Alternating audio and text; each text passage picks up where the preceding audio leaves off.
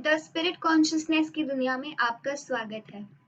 आज हम मॉड्यूल 7 के अध्याय 24 के अगले हिस्से पर पहुंच चुके हैं। इस मॉड्यूल में अब तक हमने देखा मीडियमशिप, हमने शुरुआत की है ectoplasm work of W J. Crawford. इसके बाद हम देखेंगे ectoplasm work of Baron von Schrenck Notzing के साथ। Work of W J. क्रॉफर्ड में अब तक हमने देखा परिचय, क्रियाविधि, जांच और उसके परिणाम। आज हम देखेंगे वस्तुओं को हिलाने के लिए रॉड्स का उपयोग।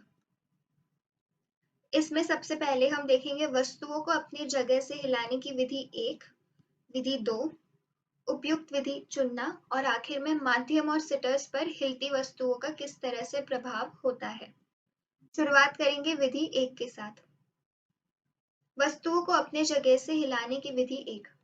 मानसिक रॉड्स या तो पैर या टखनों के माध्यम या ट्रंक के निचले हिस्से से प्रक्षेपित की जाती हैं। ये रॉड सीधे उस वस्तु से जुड़ी होती हैं जिसे हिलाने की आवश्यकता होती है, इसीलिए ये रॉड्स कैंटिलीवर बनाती है।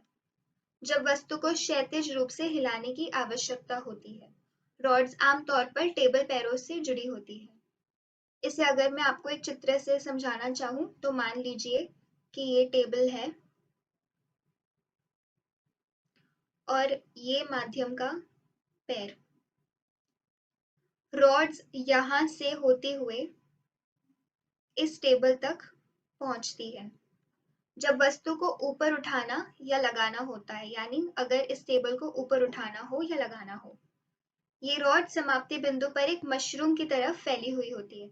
यानी जब ये यहाँ से निकलेंगी तो ये टेबल के निचले हिस्से पर एक मशरूम की तरह इससे चिपक जाएंगी। मशरूम के आकार के छोर तब टेबल के नीचे की सतह से जुड़े होते हैं। अब हम देखेंगे विधि 2।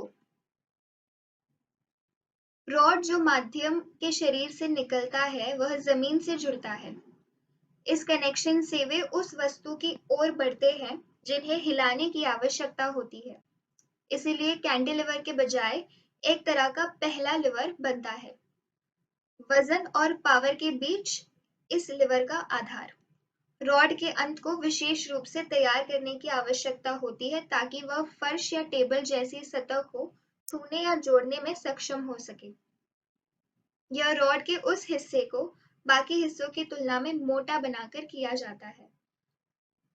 एक वैसा ही उदाहरण लेके मैं आपको दोबारा समझाना चाहूंगी। मान लीजिए ये टेबल है, ये माध्यम का पैर और ये फर्श। यहाँ से जब रॉड निकलेगा तो ये सबसे पहले फर्श को छूते हुए टेबल तक पहुंचेगा। टेबल तक जाते समय ये फर्श की ओर से मोटा हो जाएगा।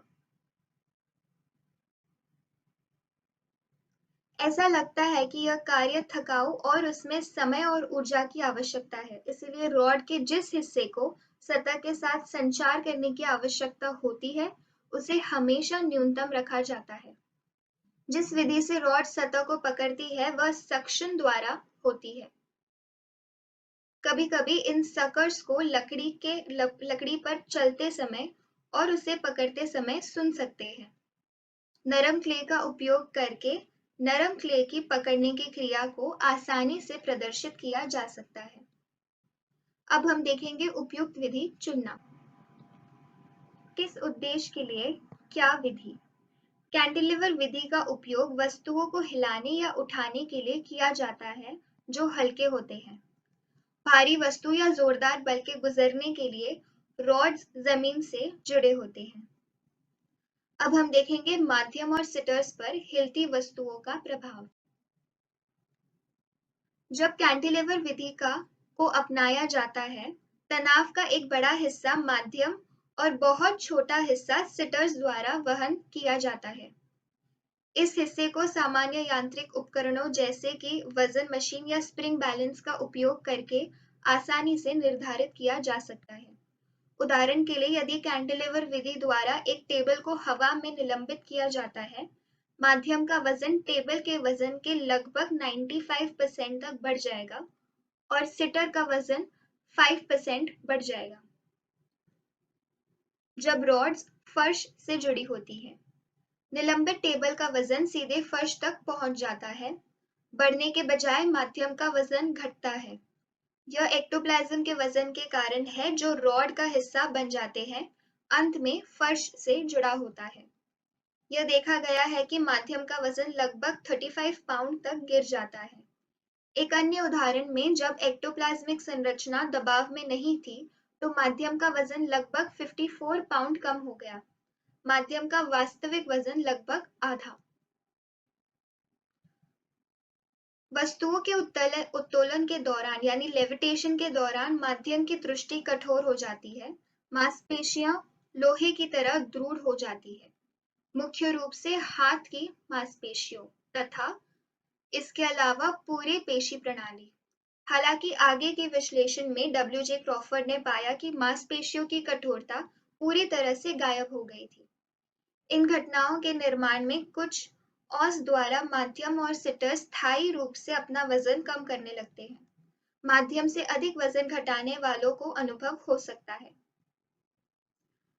अब आगे हम देखेंगे आवाज पैदा करने के लिए रॉड्स का उपयोग अगले प्रेजेंटेशन में। धन्यवाद।